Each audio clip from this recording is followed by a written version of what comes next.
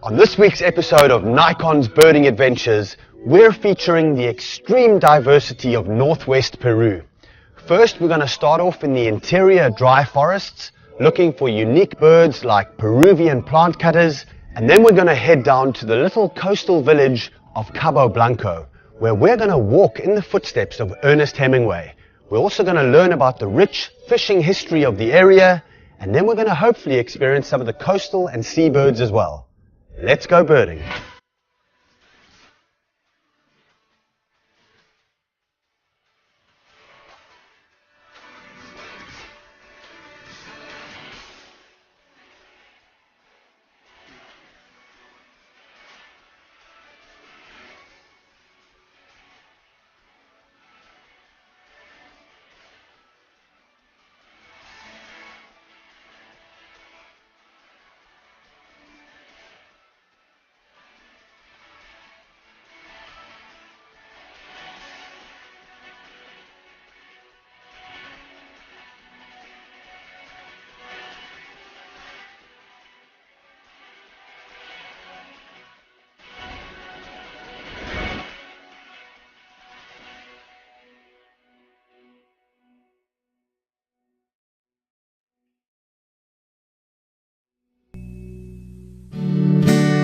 The dry forests of northwest Peru are certainly uncharted territory, and it was really useful to head out with local guide Diego Garcia and gain a local's perspective on this incredible region. The Piura district forms part of what BirdLife International calls the Tumbesian Endemic Bird Area, one of the most biodiverse areas on Earth, comprising northwest Peru and southwest Ecuador. This endemic bird region holds many species of birds found nowhere else on Earth. Unfortunately, less than 5% of the area remains forested, making this area and its birds one of the most important conservation priorities in all of South America. We visit two of the most important deciduous forests within this endemic bird area, the acacia thorn forests and the higher altitude saber dry forests. Approximately 55 species of birds are endemic to the Tumbes area and are found nowhere else on Earth. The dry acacia forest holds many of these species, like Tumbes sparrows, Pacific parrotlets, short-tailed wood stars, Baird's flycatchers, necklace spinetails, superciliated wrens, cinereous finch, white-edged orioles, and the striking Tumbes tyrants. But one of these birds is particularly significant. We're in this dry forest and we've just seen some amazing birds. My personal favorite is this Peruvian plant cutter that we've been looking at. The attractively colored Peruvian plant cutter is a member of the Cotinga family of birds. It is unique because it feeds nearly exclusively on leaves, cutting them with a specially serrated bill, hence its peculiar name. The males, with their subtle red and grey plumage, look very different from the streaked females. It is one of the rarest of the three plant cutter species, and while the other two species are widely distributed, the Peruvian plant cutter is limited to a precious few fragmented sites in northwest Peru. Recent estimates project that there may be as few as 1,500 birds left on the planet, and it has been classified as endangered by the IUCN. The priority now is to protect the last remaining slithers of habitat so that we can prevent this species from continuing further down the slippery slope towards extinction. We've got scarlet-backed woodpecker, one of the most beautiful woodpeckers in the world. This is a stunning bird with that bright red back.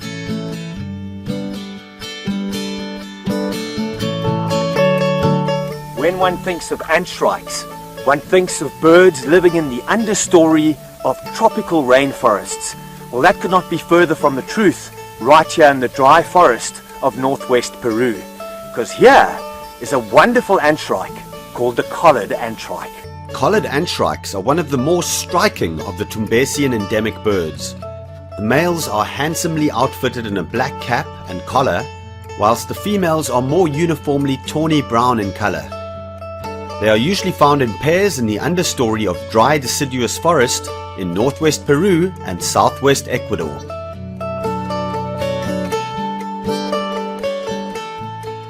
Having spent a fantastic day birding the acacia dry forests, we journey further inland through the extremely scenic landscape to the higher altitude Sabre dry forest. This is an area which few travellers have ever been to, and as a result, tourist facilities are basically non-existent. We've just arrived at Waval. This is higher altitude dry forest. We're going to set up camp here for the night, and first thing tomorrow morning, we're going to go bird the surrounding forest. This is going to be an awesome experience. As we got closer to our overnight destination of Waval, the road petered out into this off-road track, and then our only way to cross over the river to the camping site was via an extremely narrow pedestrian bridge. Bravo! Yeah! Oh yeah! So we just arrived to Waval. Here is the place where we're going to set up the camp. So here we are at the campsite, and there's this tiny little village here, and we're actually camping on a soccer field. Before heading off to bed, we just couldn't resist searching for one of the uncommon owls of this part of Peru.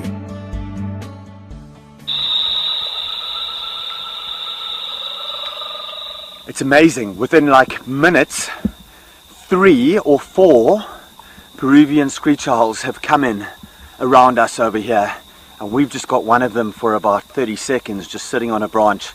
We've got to be very careful when we use playback. These birds are very territorial. We don't want to overdo it, so we're going to move out of this area now, go get some Z's, and catch you all tomorrow.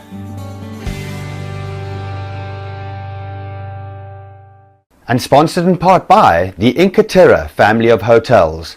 Authentic nature travel since 1975.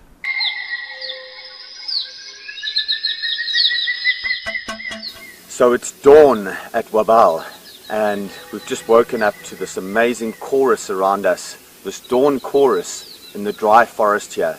We're at about 700 to 800 meters above sea level here, so a totally different habitat to the lowland dry forest where we were yesterday afternoon. Now this morning, Diego and Elio have got some amazing surprises for us. So let's get birding and see what's out there.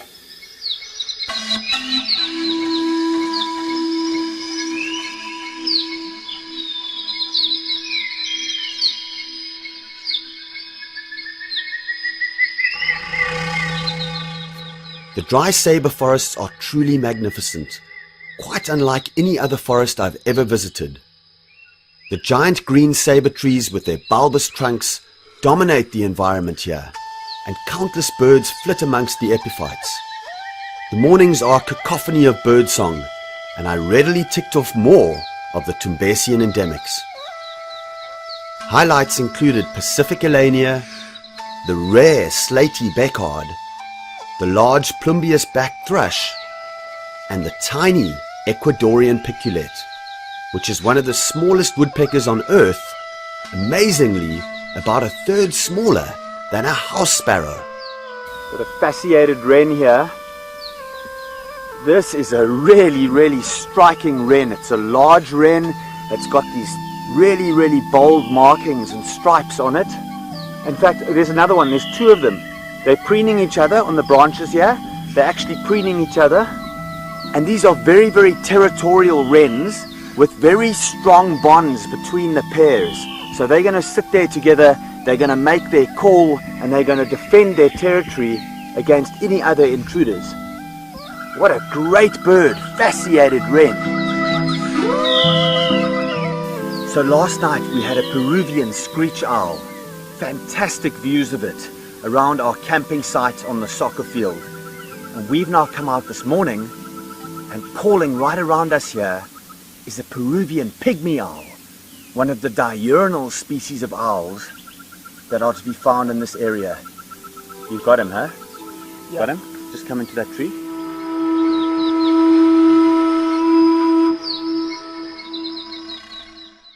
most common tree in the dry forest is called algorobo, and the fruit is called algoroba. And from this fruit is made an amazing sweet, almost like a honey, and it's called algorobina. And this is it right here, and it's made from these almost like acacia beans, and I'm going to try it right now. Beautiful. It tastes almost like chocolate honey. Gracias. And sponsored in part by Prom Peru.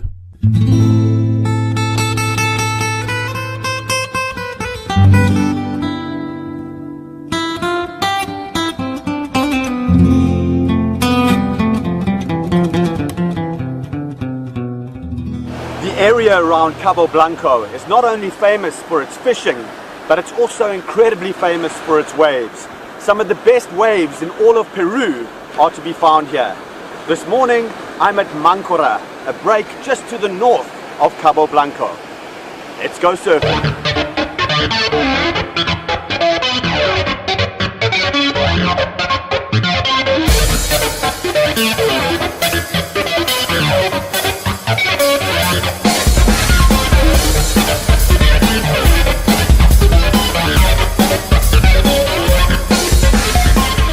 Awesome little left wave here at Mancora, and we're going to now go check out the fishing and the birding. Once again you stand here at Cabo Blanco, where Peru shoves a great shoulder of land into the Pacific.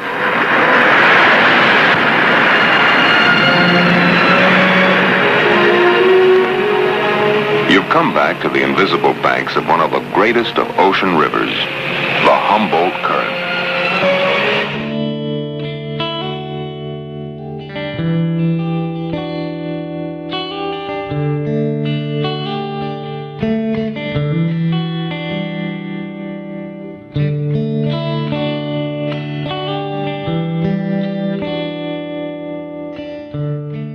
There's just so much history here. This is the Cabo Blanco Fishing Club.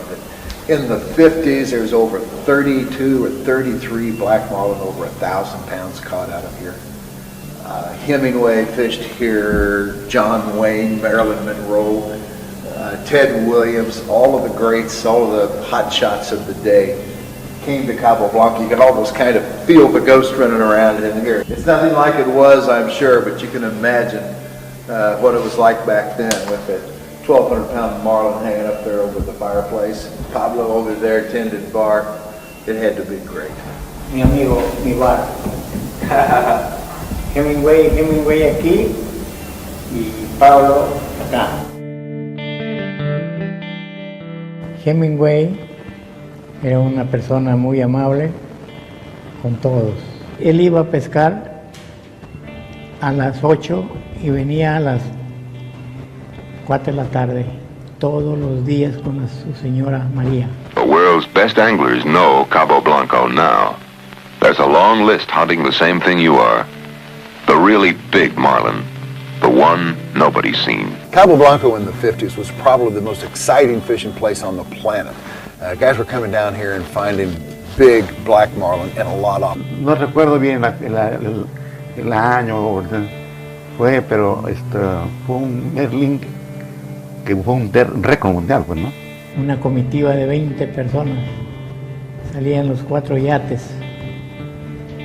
Él se pescó 9 merlines. Hay gente que a veces tiene la suerte de que se encuentra hasta 5 o 6 black marlin, ¿ya? En un día. Now here we are, 50, 55 years later, nobody knows what's out there as far as sports fishing is concerned. I think the fish are here. I think it's just been completely untapped for a long, long time.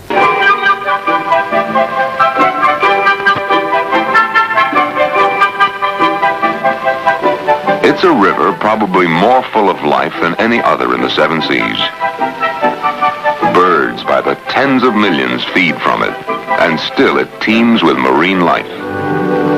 When it comes to how the fish and the birds relate to one another, there's a very symbiotic relationship in a lot of ways, because the fish push the bait up or chow down on the bait and leave pieces in the water. Somehow they find them. So while we see the activity of the birds tells us a lot. Sometimes we see the birds and there's good numbers of them, but they're doing the same thing we're doing. They're hunting. When they find their food, they act differently.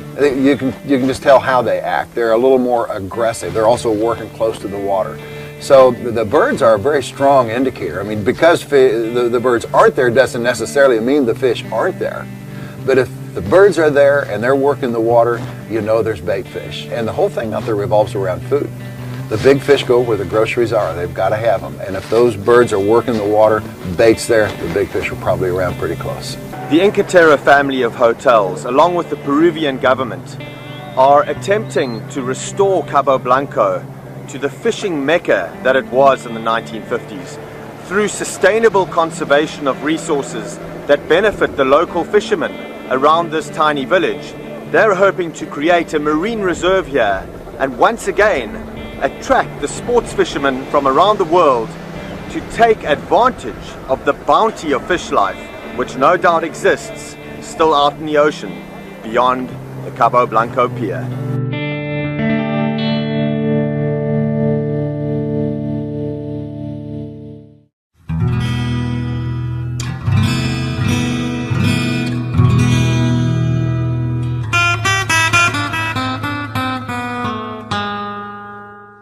Just north of Cabo Blanco is a little fishing pier in a tiny village called El Nuro. And this place is famous for its green turtles. They come here in numbers to feed off the scraps from the fishermen. Let's get a closer look at these awesome marine creatures. So let's go see these turtles. Woo!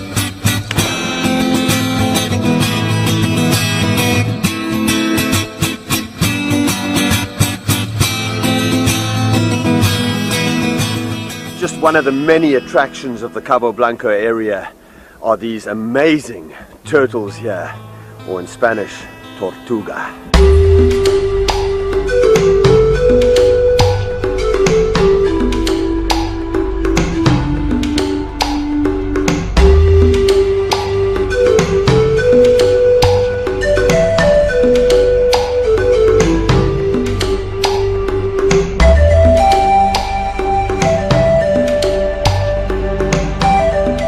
These Peruvian pelicans are the most common pelican along the Peruvian coastline, and they're much larger than the similar brown pelican that exists in North America and Central America. And there are small numbers of brown pelican around too, but you're not going to mistake them because these Peruvian pelicans are gigantic. Walking the beaches of Cabo Blanco, we came across the seal carcass behind me, and there were a whole lot of black and turkey vultures feeding on it. And it always amazes me that so much grandeur is placed upon the condors, the Andean condor and the California condor, and these birds are regarded as trash. They have a bad reputation because they urinate on their legs and they're foul smelling. But I can tell you that these are just a smaller version of the condors, and they play a very important role in keeping the beaches around places like Cabo Blanco clean and free of rotting carcasses. Northwestern Peru has been one of the most fantastic experiences of my birding career. It's just so unique. The dry forests of the Northwest, close to Cabo Blanco, are fascinating with their endemic and near-endemic species. The Tumbian birds that we saw up there, camping up there in the dry forest was just an experience that was unforgettable. And then coming down to the historic little town of Cabo Blanco. If you enjoy getting off the beaten track, then this area is definitely for you. I would like to commend the Inca family of hotels for their efforts in establishing a marine reserve around Cabo Blanco, and it really is my hope that through sustainable conservation, this area can once again attract birders and sports fishermen to take advantage of the area's natural resources in a sustainable way.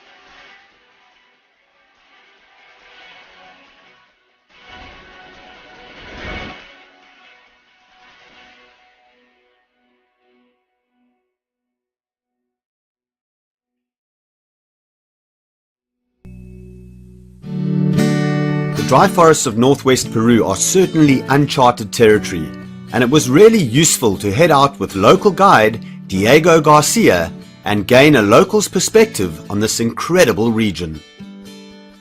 The Piura district forms part of what BirdLife International calls the Tumbesian Endemic Bird Area, one of the some of the coastal and seabirds as well. Let's go birding.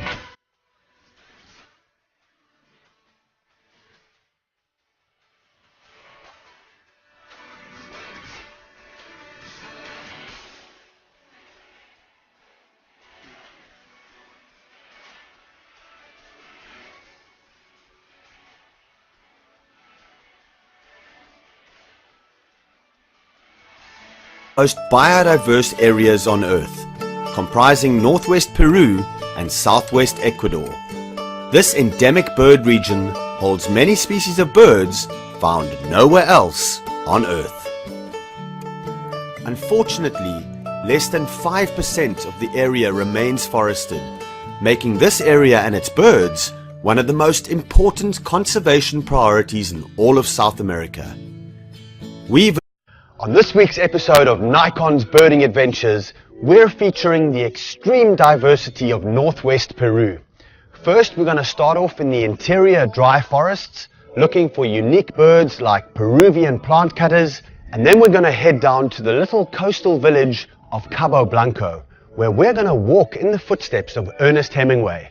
We're also going to learn about the rich fishing history of the area, and then we're going to hopefully experience